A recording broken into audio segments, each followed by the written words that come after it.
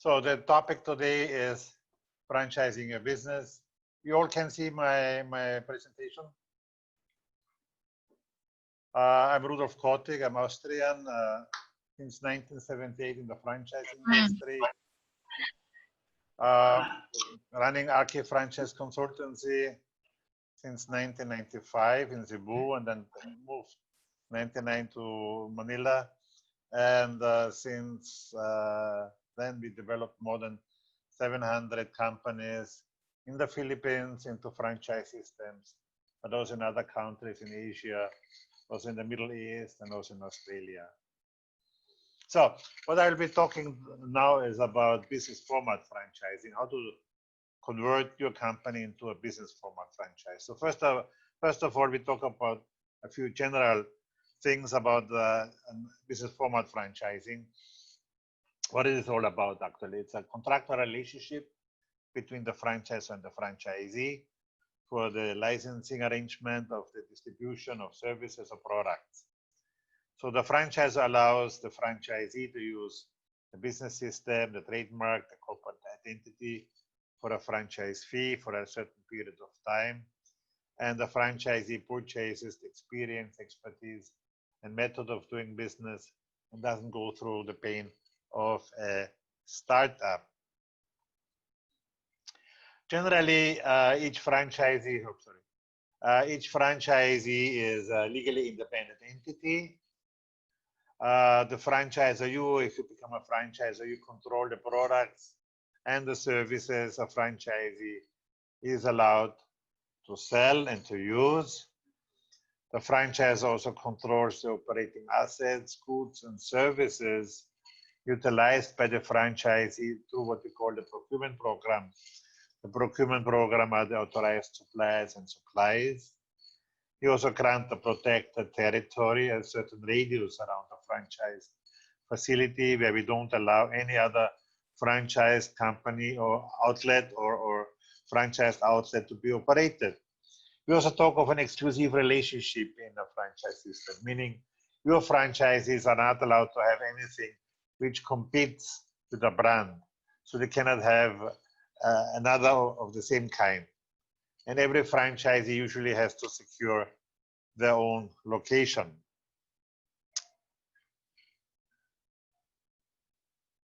So what does a franchise provide? If you sell a franchise, the system standards so that your franchisees can operate the same way as you.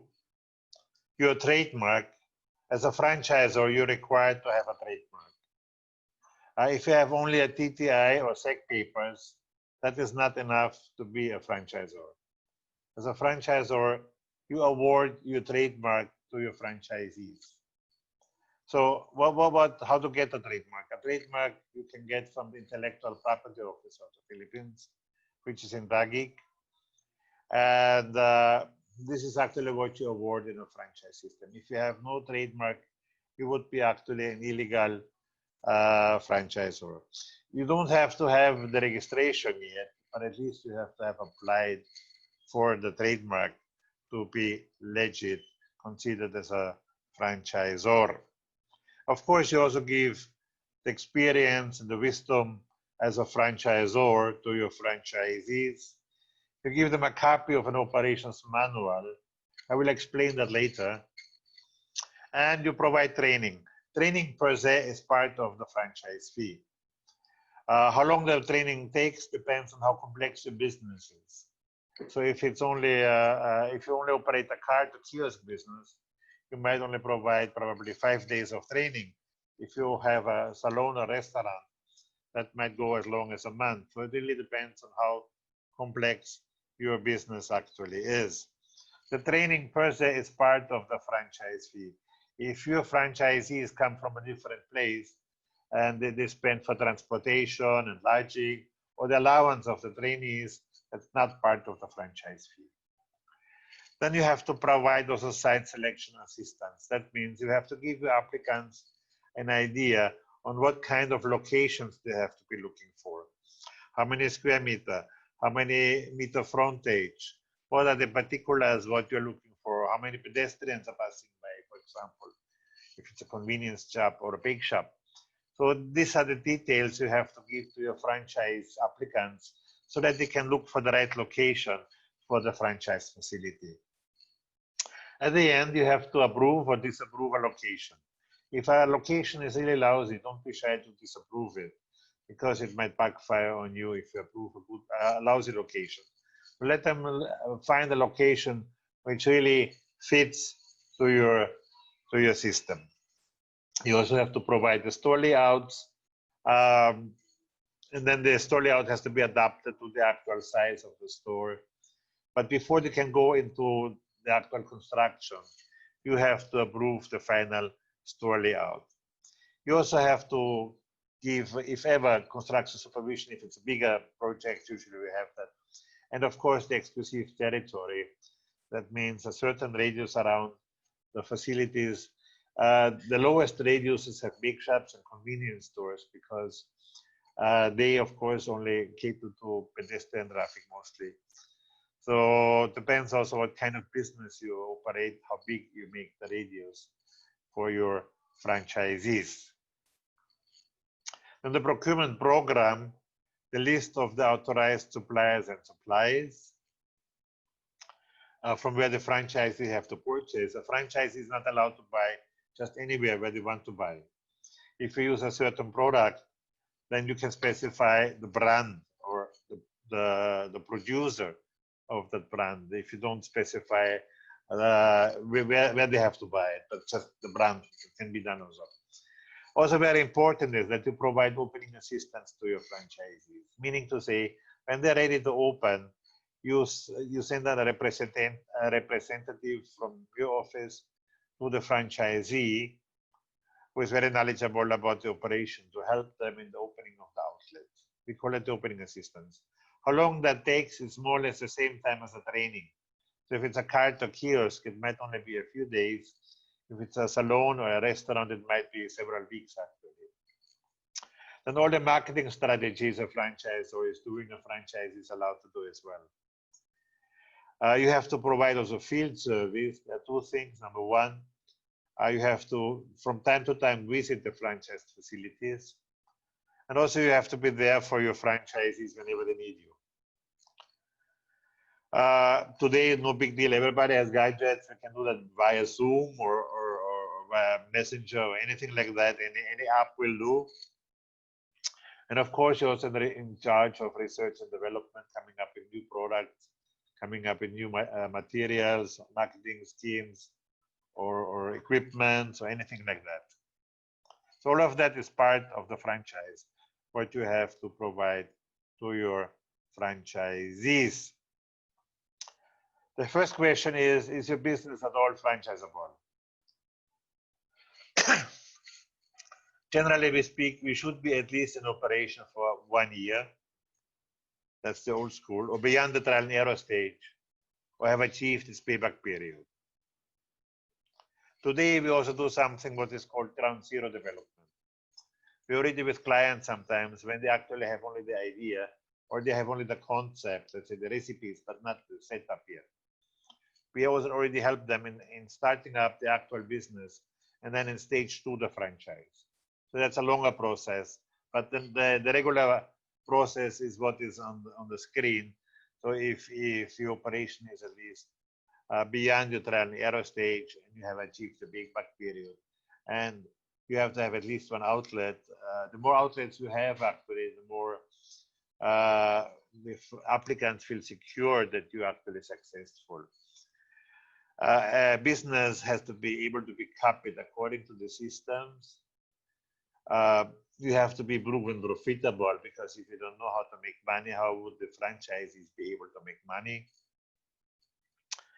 And also credibility has to be there, and there has to be a need of your kind of business in other places.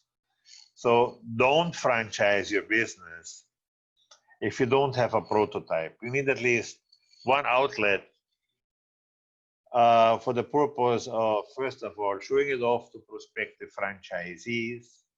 Second, for training of the franchisees. And third, also for research and development. So if you don't have any outlet, how would you be able to provide that service? So you definitely need one outlet. Also, if your business is failing, if it sinks, don't engage in franchising, because most likely if you would sink, your franchises would sink with you. So if you don't know how to make money, how would your franchises be able to make money? Also, if it depends too much on yourself, so you have to be able to delegate the actual operation. So if that is not possible, then you might not be able to go into franchising.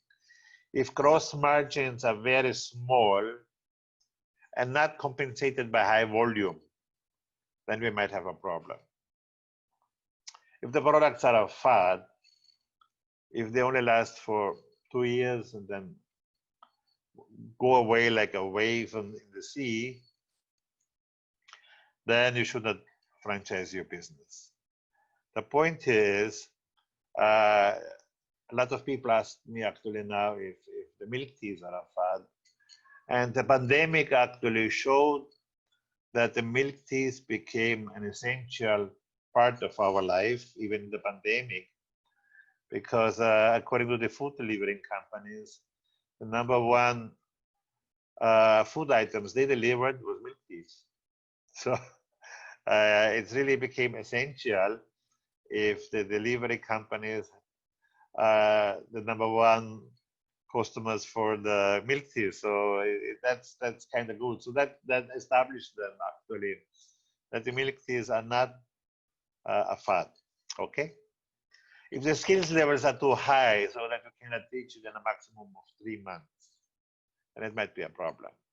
Also, if you do the franchise development by yourself, not suggest that, because if you're not really an expert in franchising, you should not do a franchise development. So better get Aki Franchise Consultancy to do the franchise development for you.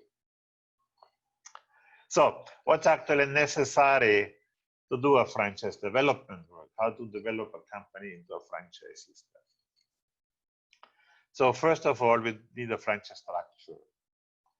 In our case, I do this personally for all our clients, because this is where my 40 years of franchising comes into it. This is where we figured out how we calculate the franchise fee and the royalties, the calculation of the length of the agreement, the royalties or continuation fees, whatever we are using, calculation of the investment package and the payback period and the required space needed. Then we also have a franchisor manual for all our clients, which guides them on how to be a franchisor. And we give them actually every year a new one during the general membership meeting, so that they're updated on the latest standard in franchising. So that's a 200+ page book about being a franchisor, and we train them on that, on how to handle franchisees, how to handle applicants, how to handle violations, or other aspects of the franchise procedures. Then the operations manual, you have to have a complete operations manual. I'll explain that in a few minutes, which is actually broken down into sub-manuals, but usually bind it together, which is the sub-manuals for pre-opening manual, all what the franchisee has to do before you open the business actually. The administration manual is about the money and the employees, the specialty manuals specific to the business, the operation standard manuals, the training manuals, the forms and reports. There is no operations manual below 400 pages. Okay, so when we talk of volume of an operations manual, it's anything from 400 to 1,000 pages. Depends again how complex a business is. We also do it tailored. In our case, like in Aki Franchise Consultancy, I have 12 developers. They do nothing else but franchise manuals. So I send them out to all my clients to stay for a few days to get all the details, and then they will formulate the manual in the office, or right now working it from at home. But all of that is part of a franchise development. So let's talk about the individual manuals. We have the pre-opening manual, all what a franchisee has to do actually before they even open the business.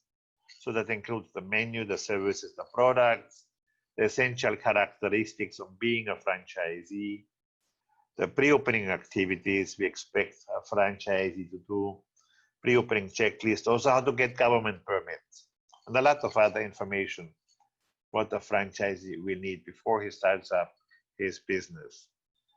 Like setting up an office or ingress in a mall if it's mall-based, the procurement program, the list of the authorized suppliers and supplies from where a franchisee has to purchase, the royalty and the payment of purchases, and the supply management. Then the administration manual, which is part A, all about employees, recruitment, management, personal policies, job descriptions. It's all about employees from hiring to firing. And then all about the money, accounting system, cashiering policies, MIS, petty cash, check disbursement, payroll.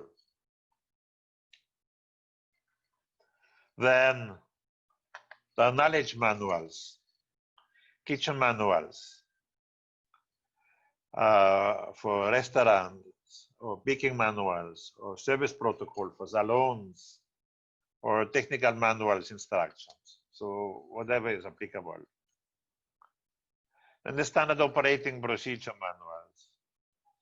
So all what a franchisee has to do from opening to closing of the outlet every day. The general product guide, the tools and equipments they're using. They're using care of the equipment, the delivery, receiving procedures, the cleaning and sanitation procedures.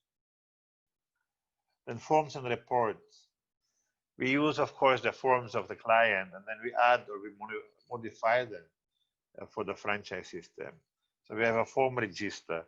We have forms, reports to the franchisor, accounting and financial forms, employee and office forms, operation forms, and inventory forms. And then, of course, a training manual, training program and schedules about employees, about customer and customer service, professional selling and upselling, customer handling, exercise and appraisals, and of course also the 5S of good housekeeping. Now let me explain a franchise agreement. A franchise agreement is tailored also to each and every client. Not two of our 700 in the Philippines are the same. A good franchise agreement is between 25 to 70 pages long, depends on all what we have to throw into it. So what I will be doing now is to explain generally the standards of a franchise agreement without going to the very, very gritty details, because as I said, they are tailored to each and every company. First of all, we talk about appointments and the franchise fee. How much he has to pay, when he has to pay, the terms, how many years, and the renewal clause. We talk about the facility location, the equipment, fixtures, and furniture, the training provided by the franchisor, and the opening assistance. Proprietary marks is another word for the trademarks. So we specify that the use of the trademarks. We have the rules about the operations manual in the contract. Of course, as I explained earlier, the manual is a separate entity, but the rules and regulations are there, so that if the franchisee violates the manual, he actually violates also the franchise agreement. By modification of the system, we understand that if the franchisor changes anything, the franchisees have to follow that.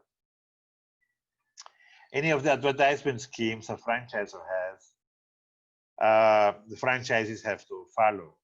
There are up to 4 advertisement schemes a franchisee might be needing to follow. First of all, the grand opening marketing when he opens the outlet, so that the barangay or the mall will be aware, the visitors will be aware that you're in business. Second, the local store marketing.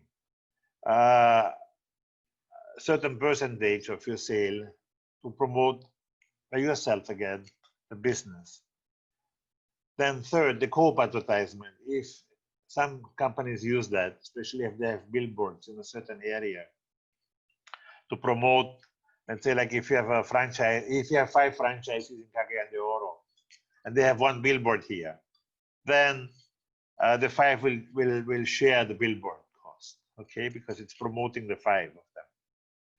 And then the National Advertisement Fund. The National Advertisement Fund is the only marketing scheme which is actually operated by the franchisor. Of course, only needed when the franchisor is already at the scale where he needs national advertisement, like broadsheets or TV or anything like that. Okay. Then we specify the royalty and the payments for the royalties, the rules about accounting and records, particularly POS systems, the standards and quality of performance, what we expect from a franchisee to follow. Also, the operating assistance given by the franchisor. The rules about the insurance. The rules about covenants. Covenants is another word for exclusivity. What explained earlier, a franchisee is not allowed to compete with himself. Then all the reasons why a franchisee can be in default and be terminated. Normally, a franchise is not immediately terminated. We have a procedure called curing. We cure them. Like when you're sick, you get medicine. In the case of a franchisee violating something, he gets a notice to cure, to straighten out whatever he's screwing up.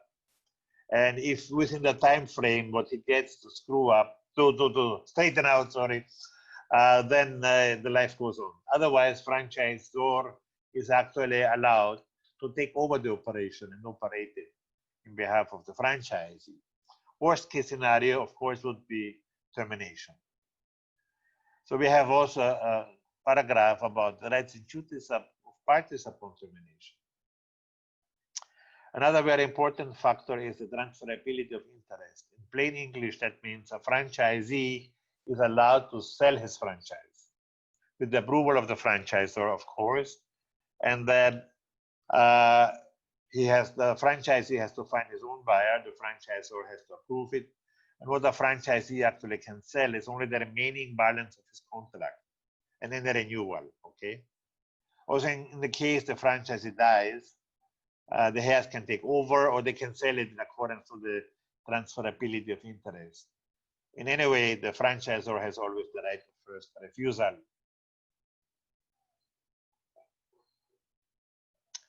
The legal agreements, of course, we have a memorandum of agreement as a pre-contract. We use that today every day, every time. And particularly in the case of shopping malls, very important because you cannot sign a franchise agreement unless the mall has approved you. So we are starting the process if the franchise is in a mall with a memorandum of agreement. Then we have an agreement with the landlord, which is a tripartite agreement between landlord, franchisor, and franchisee to secure the location for the franchisor in case the franchisee screws up with either the landlord or the franchisor. Guarantee and assumption of obligation. This is we use if the franchisee, for example, gets the franchise as a graduation gift from the parents, from college graduation. And the transfer and lease agreement is for the purpose if the franchisee sells his business. So this is between franchisor, franchisee, and the purchaser. Other legal agreements we prepare for our clients, of course, area franchise agreement. If they award a whole territory, let's say a province or a city as a franchise. Master franchise. If they award a whole country to an entity, then we can talk about the master franchise arrangement. Co-ownership, if they have several people who want to co-own a business operated by the franchisor. And of course, also addendums in case of transfer of ownership or location agreements. We also required from the TTI to have a franchise disclosure information, which is actually a very good marketing tool also for franchisors to make sure that the franchisee feels comfortable with the franchise he got offered. And the franchise disclosure information shall be given only to people who actually have been approved as a prospective franchisee.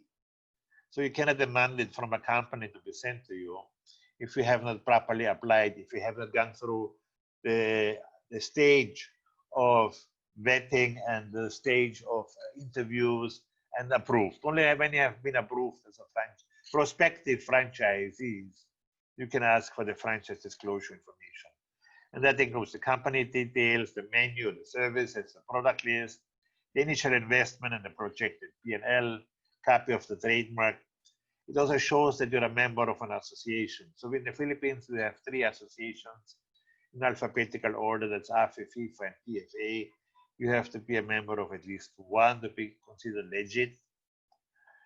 And also to show off to your franchisees that you have membership in any of the 3 associations. And then, of course, also the list of the company outlets and the franchise outlets, and also copies of the legal files, memorandum of agreement and franchise agreement. To be professional in selling a franchise, you need also franchise marketing materials. In our case, we have our in-house graphic team who does the franchise brochure, the franchise marketing kit, which is more elaborate about the franchise details. Normally, if you have a franchise brochure, then this is what the franchisor has to print, because he will need that in expos, in seminars, etc., in the outlets to give away. The franchise marketing kit is usually sent via email to prospective franchisees. Then the franchise disclosure is required from the TTI, what I just explained. And of course, also franchise website. Like in our case, we provide all our franchisors with a website, only with the franchise details. Of course, it's not e-commerce site, but the franchise site, so that they will be visible, particularly for the OFWs, which is a good bulk of franchise buyers. So what are the advantages of being a franchisee? First of all, you receive franchise fees, legitimate, collect royalties or continuation fees. You also can gain a little bit from selling to franchisees. You should not take advantage of that. Okay, you should be very fair to franchisees. You can expand the brand at the speed you want to grow. We have clients who live in a shell. They don't want to go out of the comfort zone. Especially in Mindanao, we have a lot of franchisors in Mindanao who only want to franchise in Mindanao. That's fine. But we have also clients who want to conquer the world. I have one franchisor who has more franchises outside the Philippines than inside the Philippines. That's fine also. So it really depends on you. Same also on the speed you want to grow. I have clients who are happy if they have every 3 years a franchise. And I have also clients who want every week one franchise. So it really depends on the ownership of the company on how far and how fast they want to expand the business. And in growing, you use OPM, other people's money. And of course, you're less direct involved in the operation. And of course, you can leveraging on a recognized brand name once you sell it out, because the stronger the brand, the more money you can get. If you remember how much money Inyapsia got when he sold Mangi Nasal. And of course, it enhances also your business image. If you have a lot of franchisees, you are known to be the owner of that brand.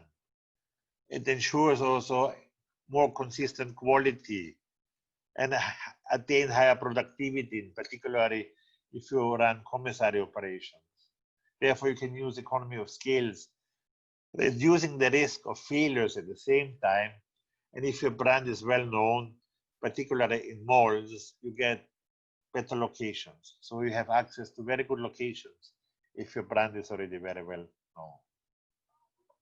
So if you're interested to have your franchise developed by us, please feel free to contact franchisemarket.ph, and they will link you with me, and we will do the development of your franchise.